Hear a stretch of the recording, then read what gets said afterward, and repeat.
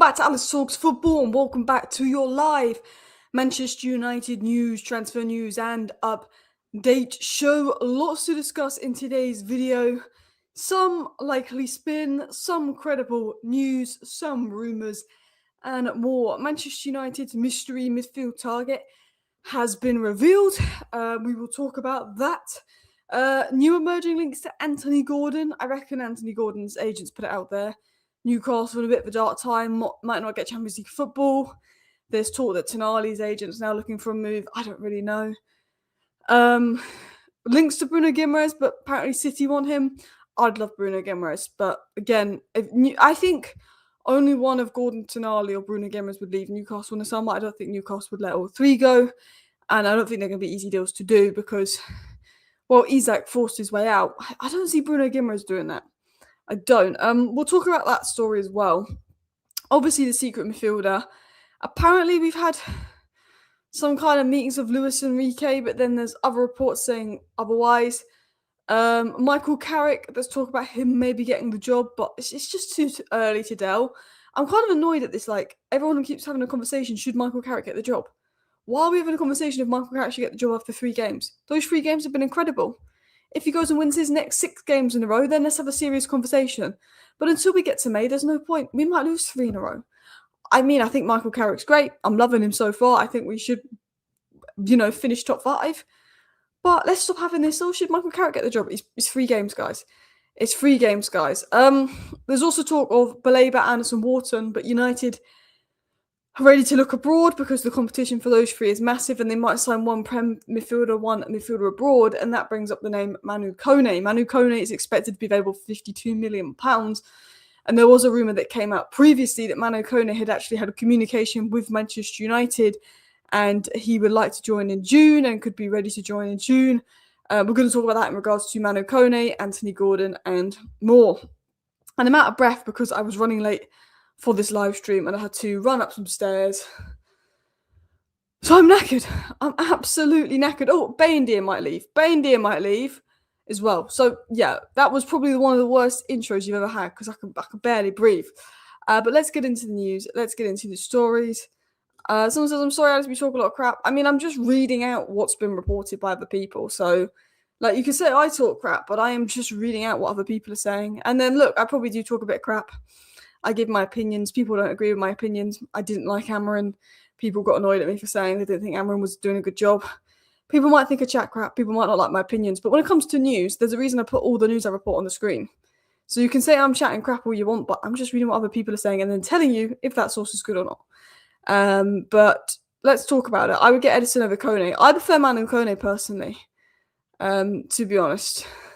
I was going to ask why you're breathing that way. I went to put the bins out, and I have to go up a few stairs of floor. I have to go up like 3 flights of stairs, and I was like running, and so I'm absolutely knackered. I'm like, I know it's my fitness has got. Do you know what? It's because it's that time in the evening. I've had a big dinner. It's running up 3 flights of stairs has killed me. Normally I'm actually quite fit. I do run the old 5K. Actually, not for a while. Maybe I'm unfit now. So yes, let's talk about the news. Let's talk about the stories. We always get linked to Kepler and Turner every now and then, but there's just nothing reliable in it. If there is something reliable in it, I will report it. So, once Alice just took out the trash, the Glazers. Yeah, I took the Glazers to the bin. So, the mystery midfielder, surprise, surprise, I think we kind of figured this out, was Ndidi. I said it has to be Ndidi or Sakaria. And I was like, Ndidi seems more realistic because nobody even remembers that Sakaria played it in the Premier League. Now, apparently the reason we didn't get Ndidi is because Michael Carrick wanted to keep Kobbie Mainoo. Which, if that is true, right decision. If Michael Carrick said no to Ndidi because he wants to keep Kobbie Mainoo and Kobbie Mainoo is part of his plans, then fair play. Could we have brought Ndidi in as backup?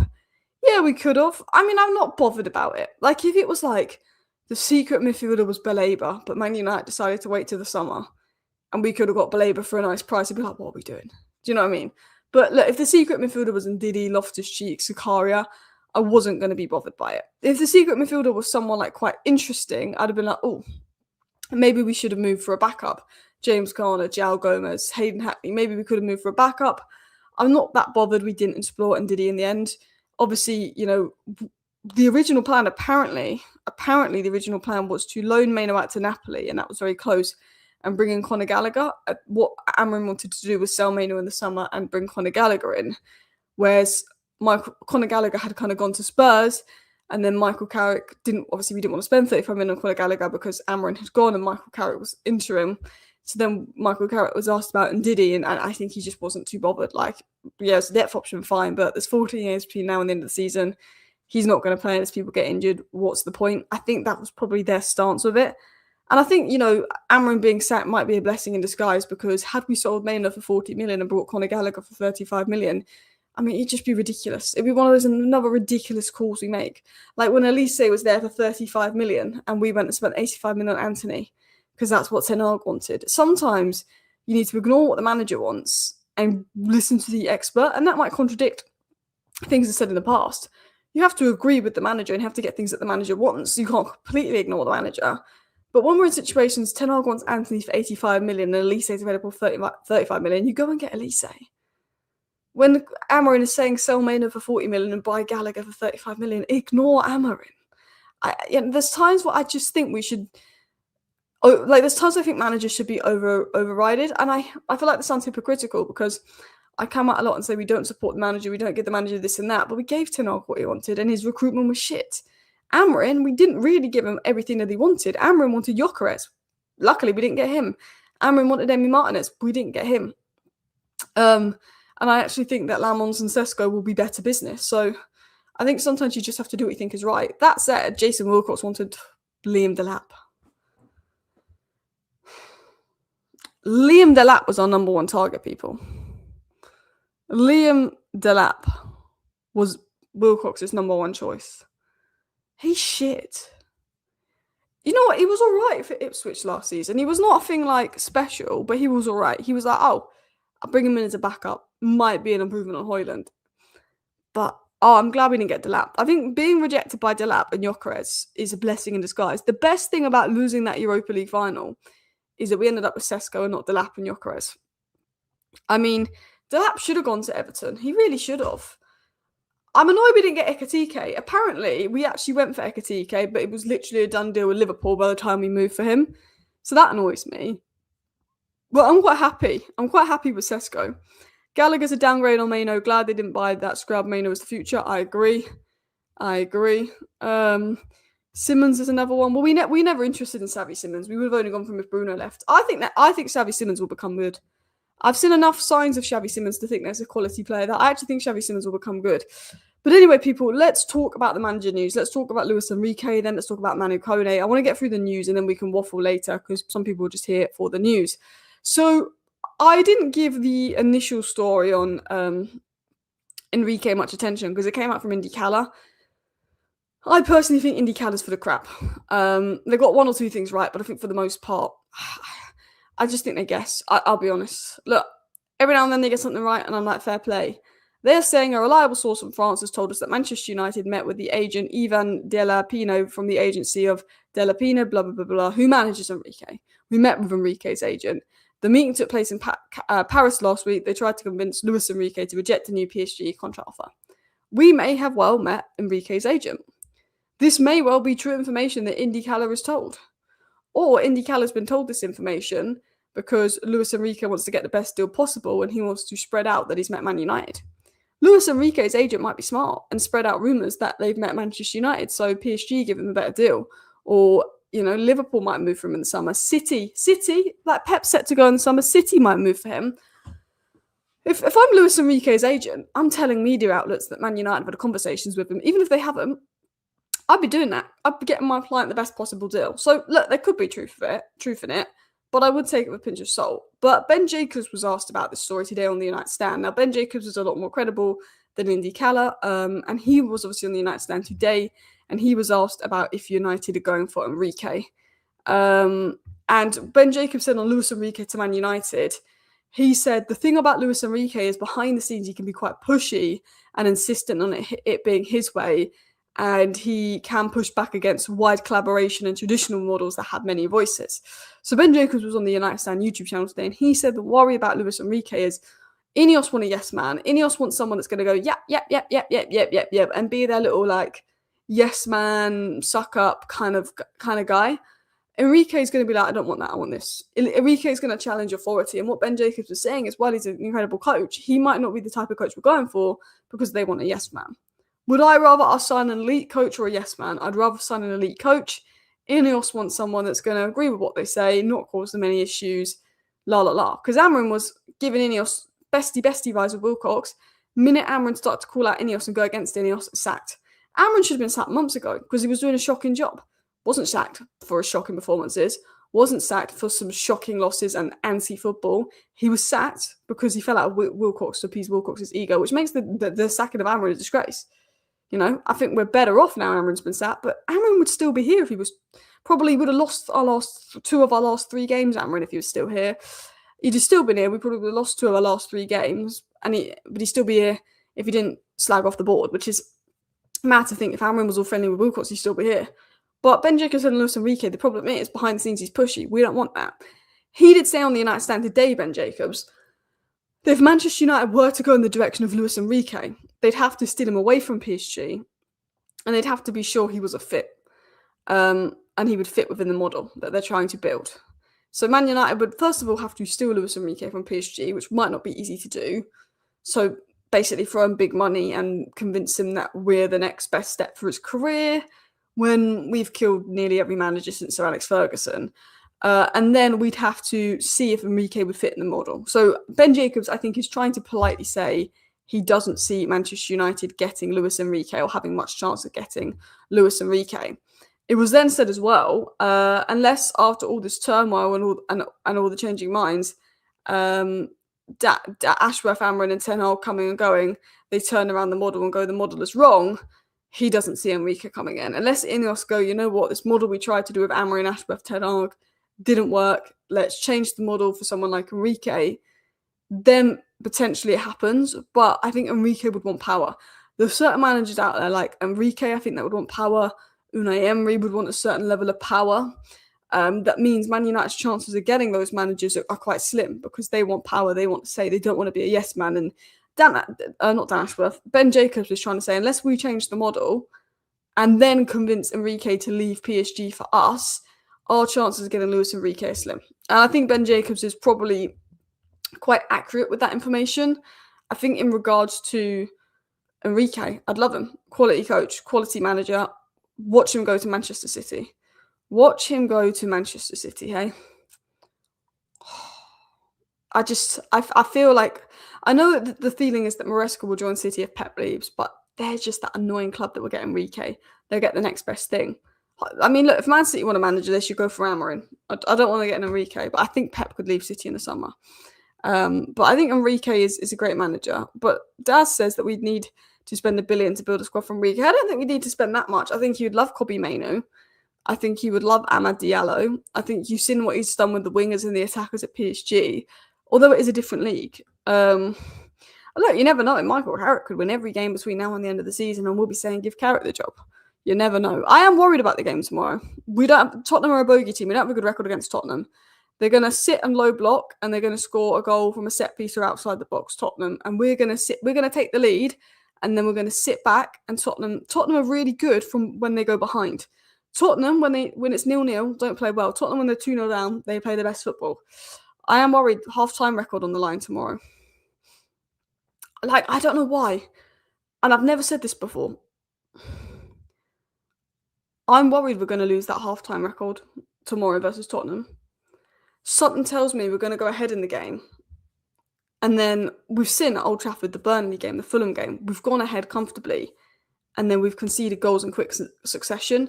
And I just feel with Tottenham, I've seen them go 2-0 down to Villa, 2-0 down to City, come out a different team in the second half. I'm worried we're going to go into half-time leading the game and lose that record to Tottenham. I don't want to be negative, though. It's Tottenham, but we haven't beaten them in years. Look, we've been back 6-1 at home by Tottenham. I don't know, maybe I'm being negative. I just have that worry. The last time we won against Spurs was in 2022. I mean, 4 games and we couldn't beat them last year. And the Europa League final, Solanke was injured, Birdwell was injured, Kulusevski was injured, and Maddison was injured. All the best players were injured. Solanke might be out for the game tomorrow, which is a boost. And If Solanke's out, that's a boost. Romero and Van de Ven are fit. If Romero, Van de Ven, and Solanke just all of a sudden want to mysteriously not be fit tomorrow, that's our best chance. Tottenham, I don't know how many players they'll miss. Van de Ven's set to be back. I don't know if Solanke's out. We just don't have a good record against Tottenham. Anyway, I want to get into the Manu Kone news because that is in the title of today's video and we are like halfway through the live stream and we've not discussed it. So I want to talk about the Manu Kone news. So where is this kind of conversation come from? United want a couple of midfielders, but if they go for Elliot Anderson, Adam Wharton or Carlos Baleba, I think they will look abroad for a second signing. Signing players from the Premier League rivals is an expensive business, given the interest in Anderson. That could be a big deal to do. So it was reported by, and I said it last night. Who reported it? I think it was someone via One Football had reported that Wharton was going to be 82 to 83 million. Anderson was expected to be 80 million and Baleba was expected to be 75 million. I think Man United go all out for Anderson, probably don't get him and miss out on him to City and take Baleba. I then think for the second midfielder, I think Adam Wharton will go to Liverpool. I think Anderson will go to Manchester City and I think Carlos Baleba will go to Manchester United. And I think for the second midfielder, we'll then go abroad and we will look at Manu Kone. Roma sporting director Ricky Massara is aware of all this interest. Interest from multiple clubs means that Manchester United would have to pay £52 million for Kone, which feels ambitious from Roma. Considering Alanga went for £52 million, Madueke went for £52 million, Gittins went for £55 million, we spent £52 million on Fred.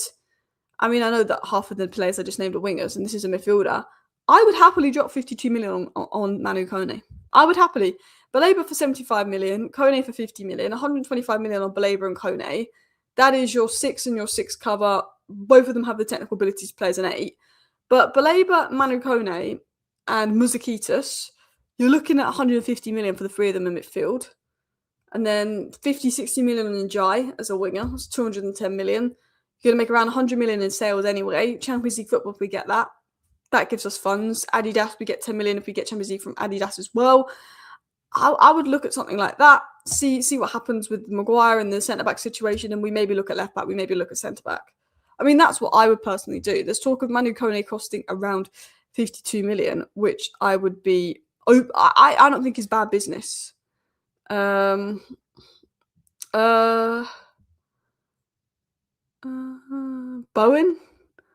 Well, people mentioning Bowen. I mean, if Bowen was a left winger, I would say, you know what, if West Ham get relegated, get Bowen on a cheap, but we need a left winger, not a right winger. Who would you take, Muzakitas or Kone? Kone, but they're very different players, so ideally both.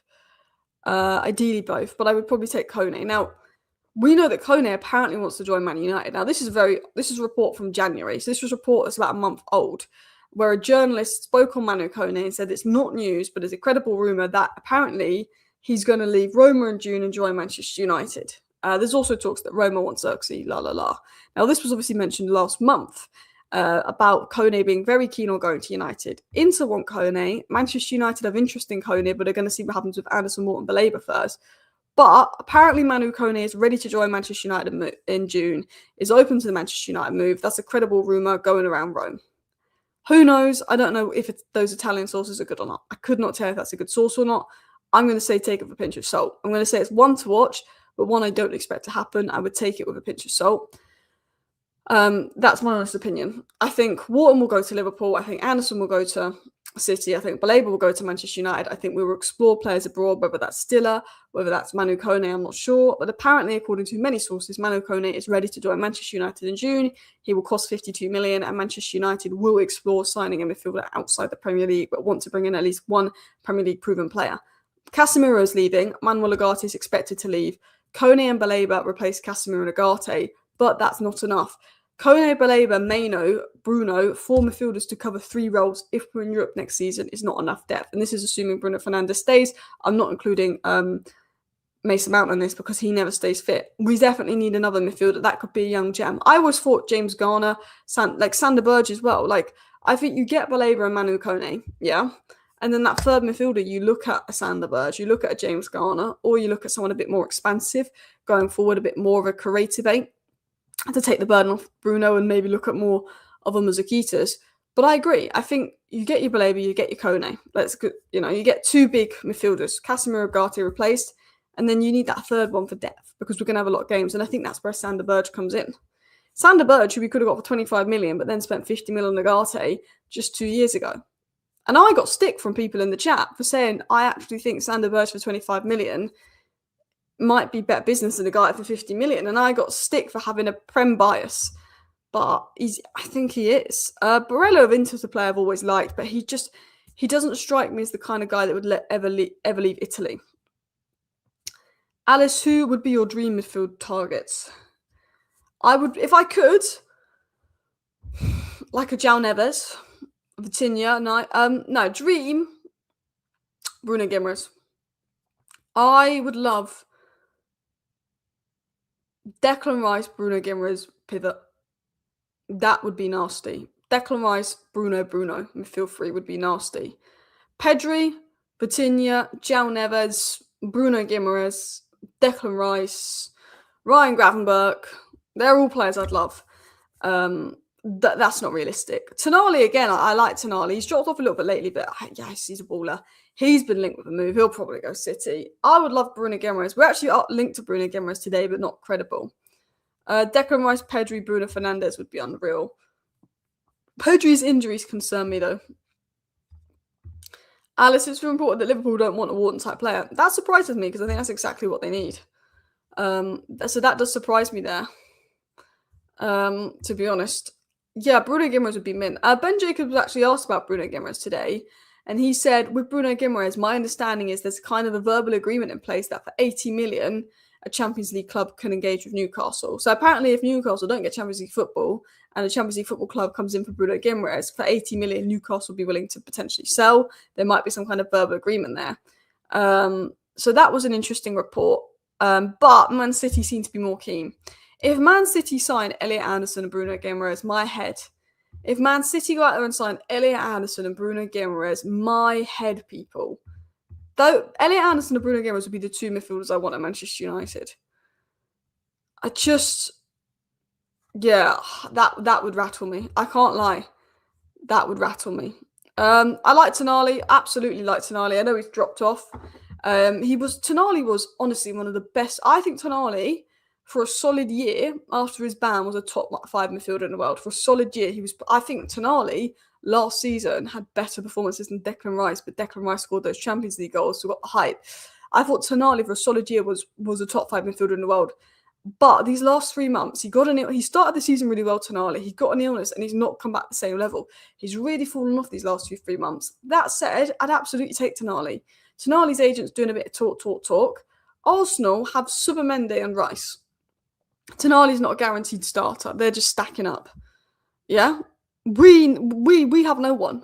Casemiro's gone. Agate's leaving. Like, Tonali, please. Tonali and Baleba. Oh, Tonali and Baleba. Tonali, like, Titi, we'll let him get Anderson. Whatever. Tonali and Baleba. That would be unreal.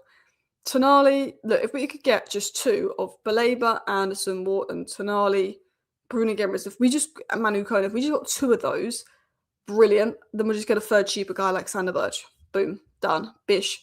3 midfielders. And people are saying, oh, we'll only sign 2 midfielders. Liverpool signed 4 midfielders in one window. Liverpool had a bad season. They signed Szoboszlai, they signed McAllister, they signed Gravenberch, and they signed Endo in the same window. 4 midfielders, and Liverpool's team transformed. Those 4 midfielders are a big reason why they won the league. Man United need to sign 3 midfielders. Sander Berge can be our Endo-type midfielder. And then we need 2 big names. We need to keep Bruno and 2 big names.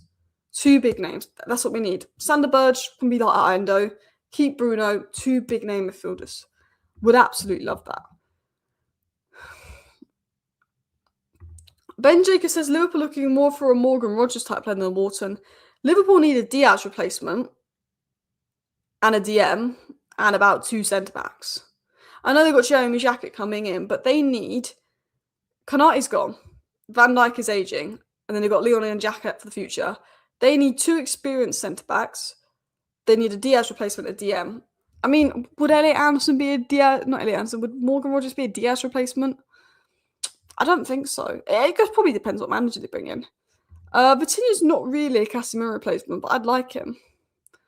I'd like him, but he's not really a Casemiro replacement. But I mean, he wouldn't come to Man United. Like, let's be honest. So there was links to Anthony Gordon as well. Let's just. I mean, we're discussing Newcastle today. It might as well be a Newcastle transfer video. We sort of discussed Tonali. We discussed Bruno Guimaraes. Manchester United really likes Anthony Gordon and considers him a potential left-wing target, was said by Ben Jacobs. He then put some waffle that Gordon would relish the opportunity to play central more. Like, I just thought it was waffle. I honestly thought this thing was waffle from Ben Jacobs. Gordon is not a number 9. Gordon is not a number 9 one bit. Okay, he looked a bit better in a 9 role. Gordon's not a number 9. He's a left winger that's out of form, that's now thinking because he isn't doing great on the left wing, he's a number 9. He's not. Do I like Anthony Gordon? Yes. Has he been shit for a year? Yes. Has he looked better the last 2-3 games? Yes. Anthony Gordon has not been good enough for a year. People got annoyed at Rashford's inconsistency. Gordon, more inconsistent. Gordon had a great record against the Big Six in 23-24. Gordon, I think, is a good player. But he disappears for a season, comes back for a season, disappears for a season. I think he'd do people's head in at Man United. I think Man United fans don't have the patience for Gordon. Like, I like Gordon, don't get me wrong. But I don't want to drop 60 million on Gordon. I don't think he's better than Njai.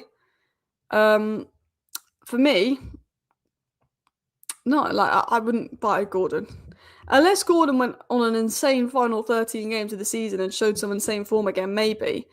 But I just can't. I personally, no. Dream left winger. This is the hardest. This left wing is hard. Left wingers in football. Let's actually have a look at. I can't even think of many off the top of my head. I wouldn't bring in Vinny. I think he's a spoilt. Liao, I'm open to. Barcola's overrated. I'm sorry. Vinny's spoilt. Kvaratskhelia, I like. I don't think we get him. Liao is a Man United fan, apparently. Liao, maybe. I'm just trying to think. Yildiz. I know he's played more centrally this season. Yildiz, I'd love. Kvaratskhelia, I'd like. Liao, I'd like. I think his work rate's a bit crap, but I think he's got the quality there. Yan Diamonde, I think, is overrated. Barcola, I think, is overrated. Rafinha's not going to happen. Gordon, I don't think he's consistent enough. Yeah, there's not many like top left wingers out there. I'm looking at Transfermarkt. I mean, Assam Diao, I did like him a few years ago at Como, but I mean, he's not really. I don't know if he's Man United level. He's not scored a goal this season, so it's really hard to know in terms of left wings. I think you'd have to spend a lot of money. We're linked to Tyreek George, but I mean, he's just not ready. People say Nusa, but he's more of a right wing. We need a left winger. There's not. I mean, Odebear. People say I like Odebear of Tottenham. I do actually like Odebear of Tottenham. Can't see us going for the Tottenham player though. Yeah, the left wing market's poor. Matoma's overrated, I think. What about Kevin of Fulham? I mean, he scored against us. His first goal against us, Kevin of Fulham. Yeah, I think the left wing market's poor. I mean, we're not going to get Diaz. Yildiz would be great. And Jai, Yildiz, yeah. I mean, don't get me wrong, I think Gordon's a good player, but this season he's been crap. Would you bring in Grealish? No. I think Grealish, had he gone to Man United and not Man City all those years ago, would have done better, though. Sancho, no. Nusa's a left winger. Diamonde's a right winger. But Nusa started his career as a right winger. Like, he has played left wing, but for me, I think it's better on the right. I know he's played left wing a lot this season, but I think he's better on the right. And also, everyone keeps going on about Nusa, who's got 2 goals in the Bundesliga. Like, why is everyone like, oh, we should go for Nusa? He's got 2 goals in the Bundesliga. So no, I wouldn't go for him. I wouldn't. Big up everybody watching today's live stream, by the way. I hope you're all doing well. So we've got Tottenham tomorrow morning, which I am a bit nervous about. Can't lie to you, I'm a bit nervous about the Tottenham game because we just don't have a good record against them. And people are saying, look, it's Tottenham, they're crap this season. Yeah, but people said that last year and we lost to them 4 times. I know we were a lot worse last season, but we haven't beaten Tottenham in nearly 4 years. That's mental. Shouldn't be allowed that long without beating Tottenham. So, but look, Carrick changes things. Arsenal hadn't lost at the Emirates. Boom. Boom, boom, boom. Carrick, we've won 3 games in a row. Carrick changes things. If we beat Tottenham, that's 4 wins in a row. That is the statement. But listen, people, let's hope we beat Spurs. I will be back tomorrow with a Manchester United versus Tottenham reaction. Thank you for watching. See you next time. Bye.